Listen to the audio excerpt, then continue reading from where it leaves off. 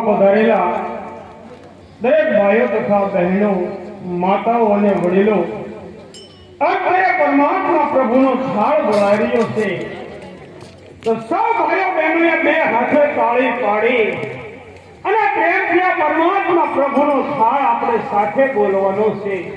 કારણ કે દ્વારકાની અંદર રણછોડ રાયને પણ ખબર પડી જવી જોઈએ કે ફૂલસર 25 વારિયાની અંદર મારા ભક્તો મને અત્યારે સમરે છે, તો લા હું ત્યાં જાઉં અને હાજરી આપું. તો મારા વાલા બે હાથે તાળી પાડી અને પ્રેમથી આ પરમાત્મા પ્રભુનો થાળ સાથે બોલજો. અને જે ન બોલે એને આપણે સમજી જવાનું કે એને છે ને લખવાનો રોગ છે, એટલે તાળી નથી પડી શકતા. એટલે સૌ ભાઈઓ બહેનો બે હાથે તાળી પાડજો બાપા અને પ્રેમથી આ પ્રભુનો થાળ સાથે બોલજો.